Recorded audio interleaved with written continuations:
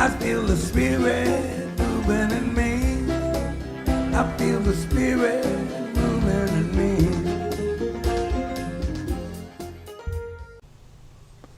Imagine that the year is 1640 in Paris, and Cyrano de Bergerac has a very large nose, and he has just been insulted by the young nobleman Valvert. Valvert says to Cyrano, you have a very large nose. To which Cyrano says,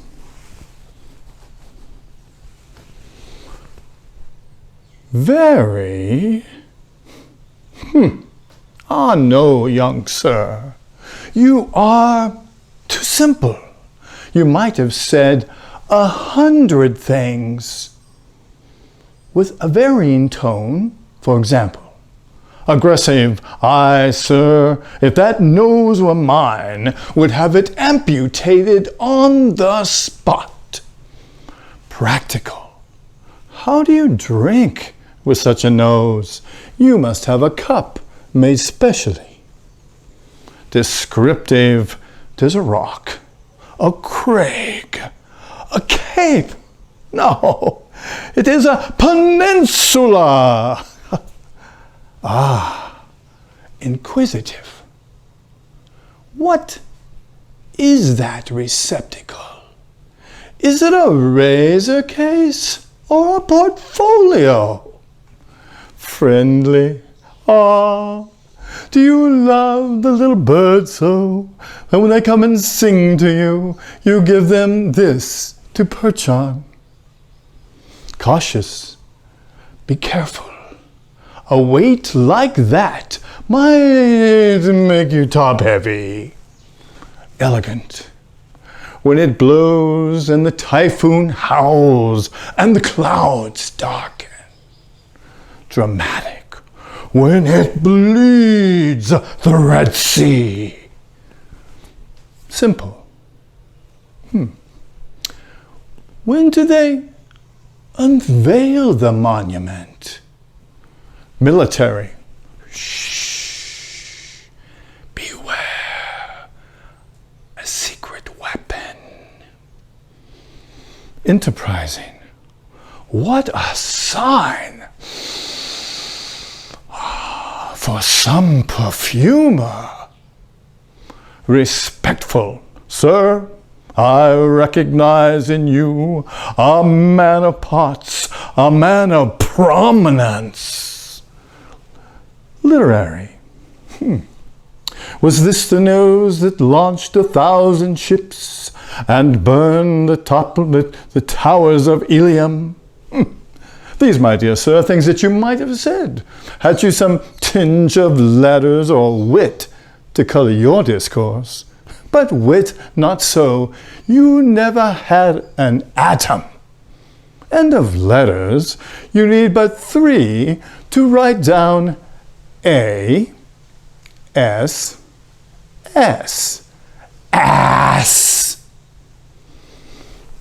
To which Valvert says, "Scoundrel, rascal, stupid, flat-footed fool." To which Cyrano says, "How do you do? And I, Cyrano, Sevastine, Hercule de Bergerac."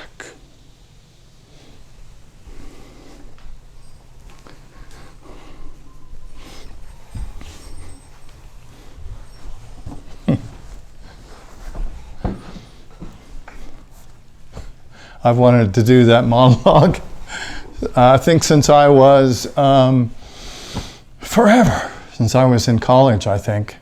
This talk is titled Beyond the Nose. Cyrano's, of course. Cyrano is articulate, he's charismatic, he's an eloquent and ardent defender of integrity. He is a pursuer of bravery and a defender and a pursuer of love. Cyrano, unfortunately, believes that he is ugly. He believes that he's unattractive to women and to men. And his lack of self-love and his ability to love others keeps him at distance from others. You could say that his nose gets in the way of his relationships because he can't see past it, literally or figuratively. It stops him from putting his soul out there and being present to life and being present to love. He represents the intellect, the highest possible intellect that is so highly developed that it ignores the heart, it ignores the soul, it ignores the truth. And his pursuit is always for something that's just beyond his nose and unreachable to him. And even though it's so close as his own love that he can't find, and a love that he can't find enough of to share with anyone else. And he is in love with Roxane, a most beautiful woman who is intelligent like him and wonderful and deep. So we too, like Cyrano, can be blinded by appearances. You know, despite the idea of the old adage to not to judge a book by its cover. How often do we do that? You know, I think it's a really kind of an innate part of our personality to make judges, or to make, if only we could make judges, but to make judgments about everyone we meet. Don't we do that? And I think it's great when we judge people positively, but as soon as we judge somebody negatively, we create a barrier. It's almost like our nose comes between us, right? We can't see the love that's there. We cannot see the soul.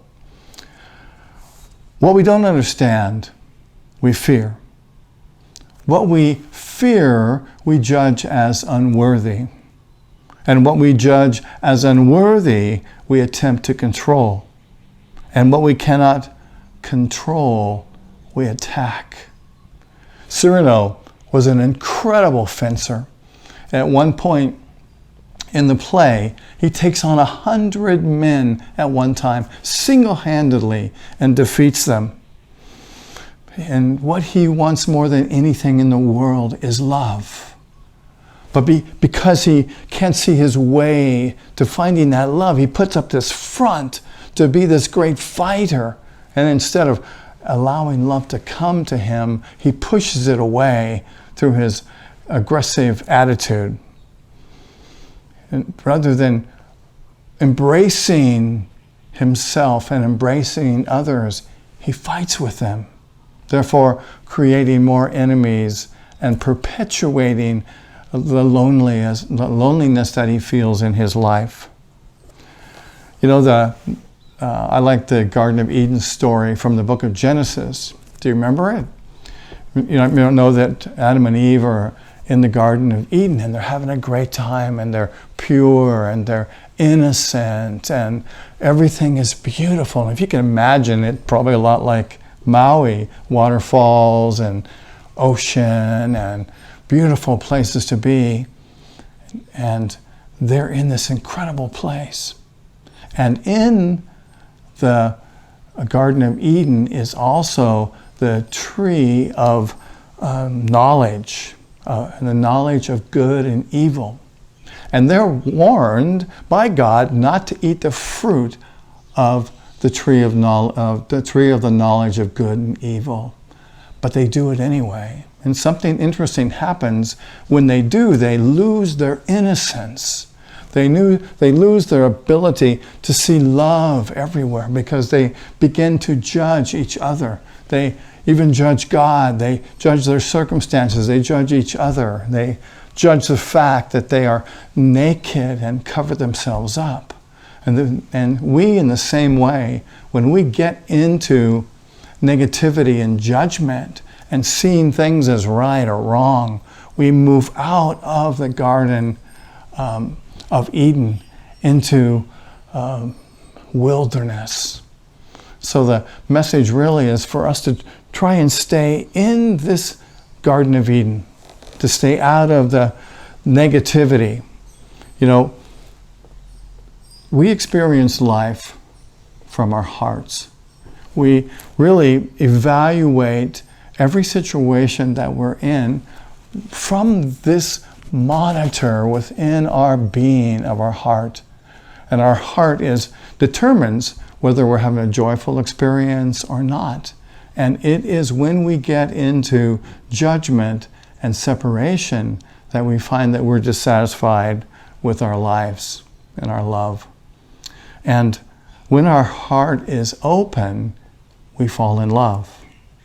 When our heart closes, that love stops. When the heart hurts, we get angry.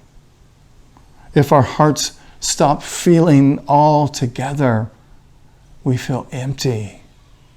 Have you ever felt that way? Just we're like, empty and nothing is exciting.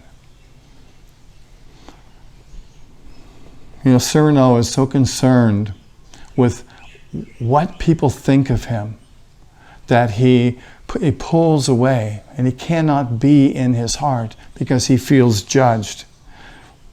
He can't connect with Roxane because he can't connect with his own heart. He has an opportunity. He meets her and to have a meal with her, and he comes with the intention of telling her how much he loves her, but he can't find the words. He can't find that place in his heart and his soul to get the words out, to be able to know himself and see himself beyond the erroneous judgments that he has about himself and about her. So she goes on to tell him that she's in love with another man named Christian, who is going to be in Cyrano's company of guards. And Roxane asks Cyrano to protect him and keep him safe. Now, Christian is an incredibly handsome man, a beautiful man, but he's dense.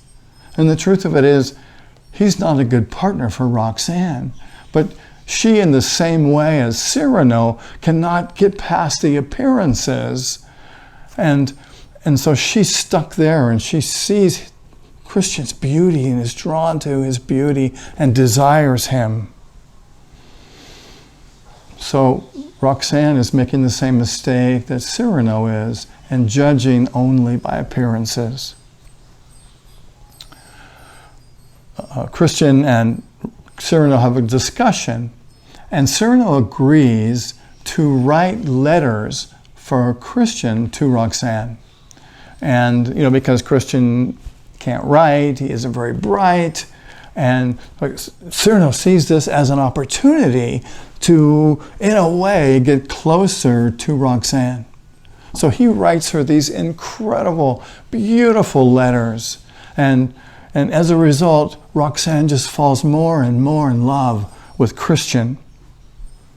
And it's interesting because in the same way, Cyrano is standing in the shallow waters.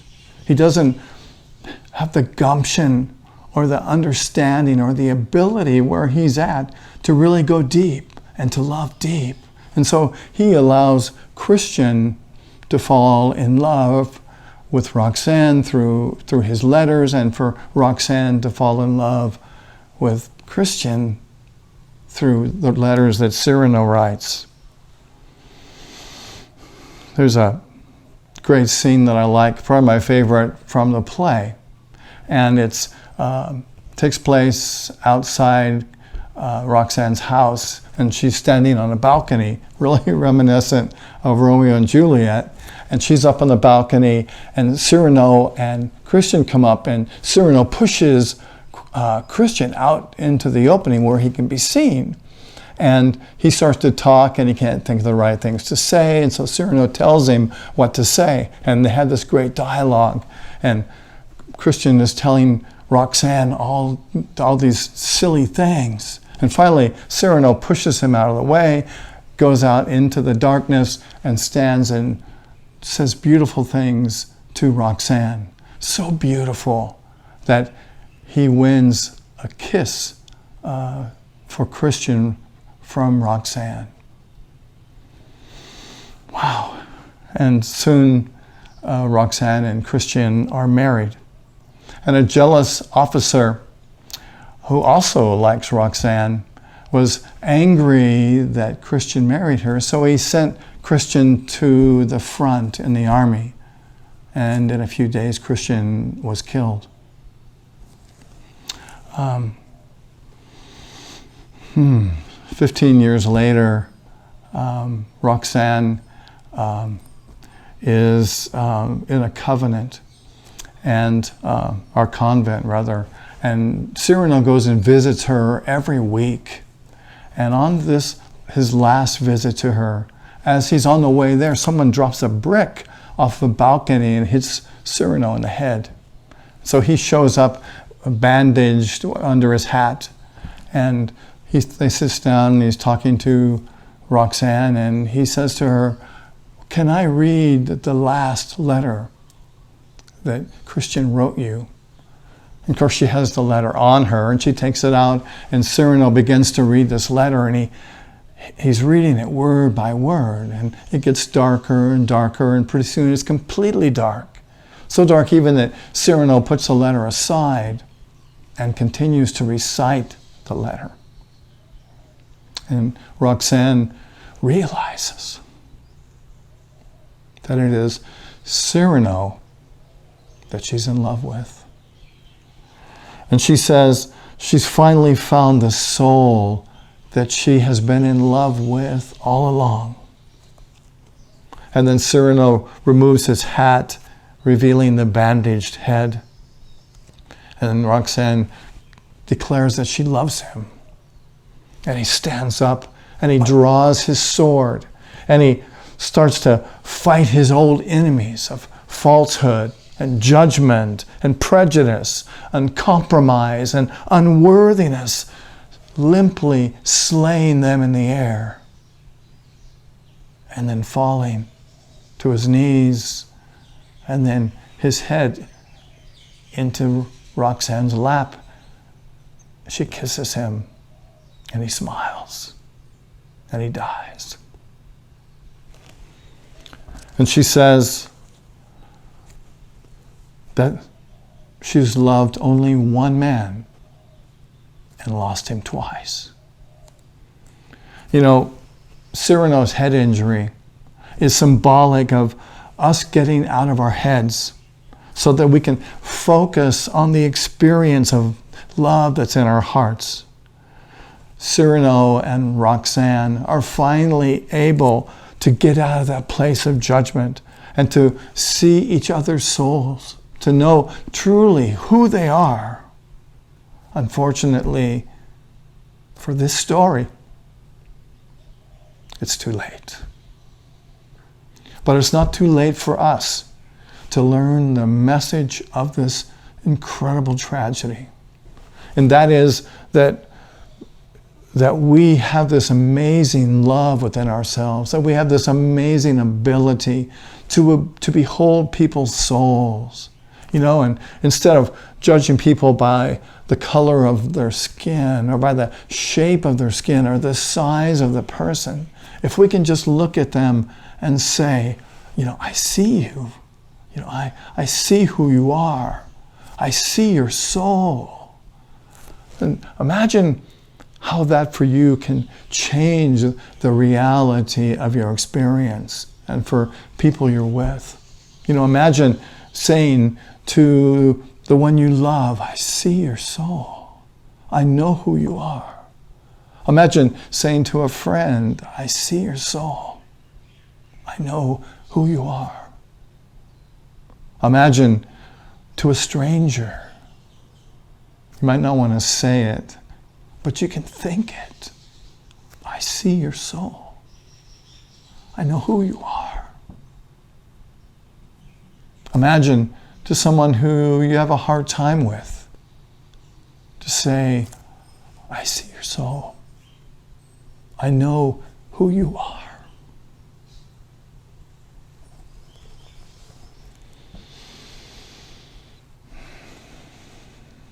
I believe it's our opportunity here in these bodies to look beyond them, to look deep at our own soul and to say to ourselves, I know who you are.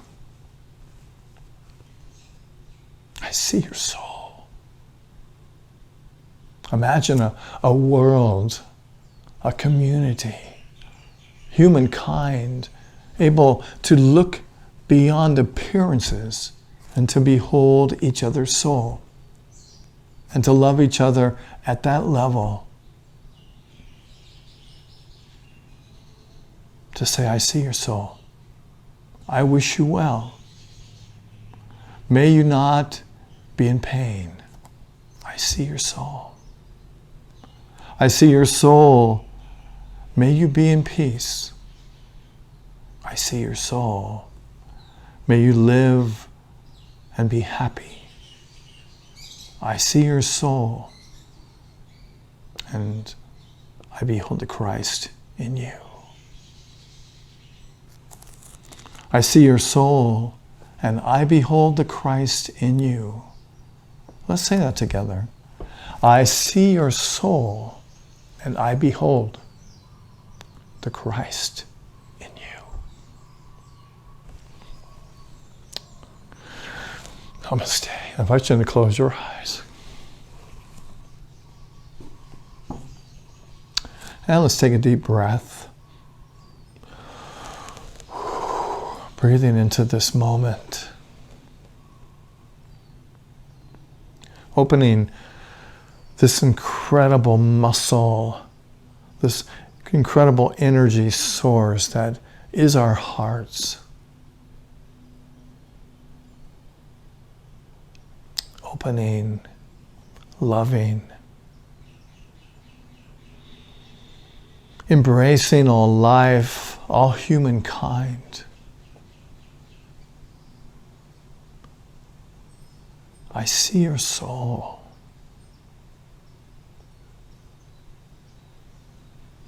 I see your truth. I see your heart. I see your power.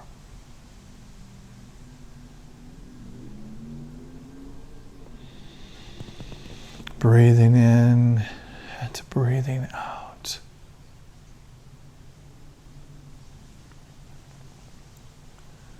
And let's take just a moment or two to be together in the silence.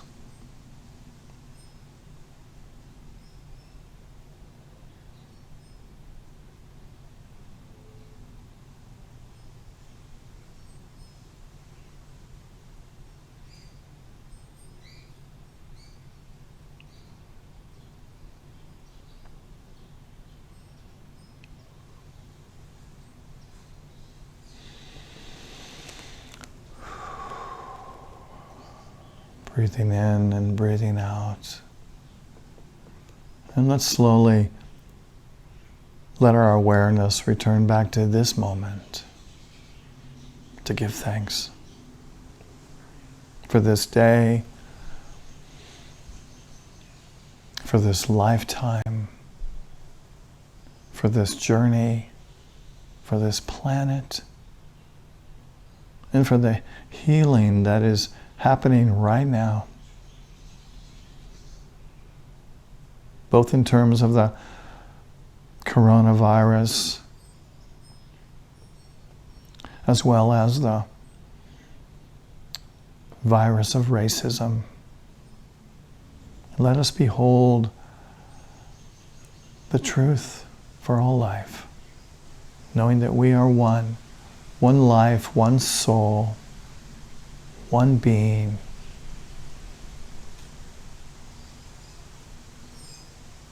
And so it is. Well, thank you for being here today. So glad that you could join us, and thank you for tuning into YouTube or Facebook Live or however you were able to spend this time together with us today. I'd like to invite you to prepare your tithes and your donations to Unity Church of Maui, and to hold them physically or to hold them in your consciousness, and to kind of wrap your mind and your heart around them.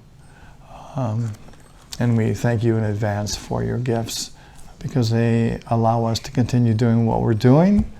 And in the same way as you give to us, you are a part of this amazing work that we do. And so thank you, and God bless you.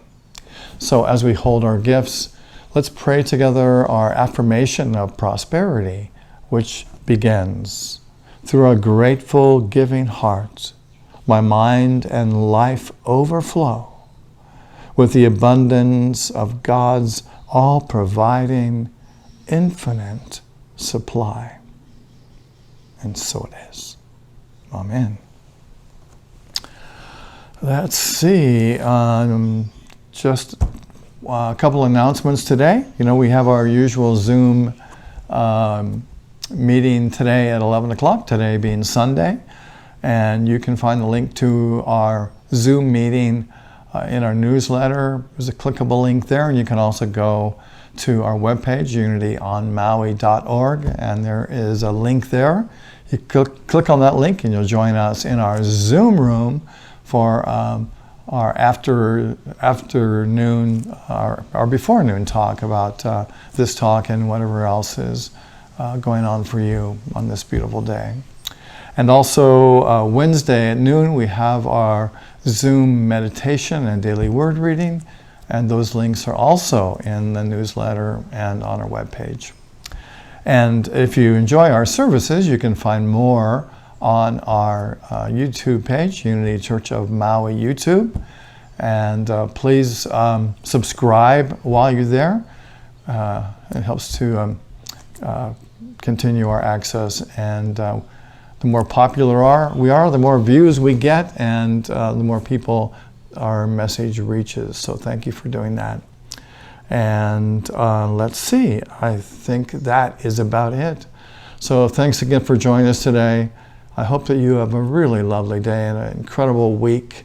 Why don't we join together in praying together and affirming together the prayer for protection, which begins: the light of God surrounds us, the love of God enfolds us, the power of God protects us, and the presence of God watches over us. Wherever we are, God is. God bless you, and mahalo. Namaste. Where I live, there are rain.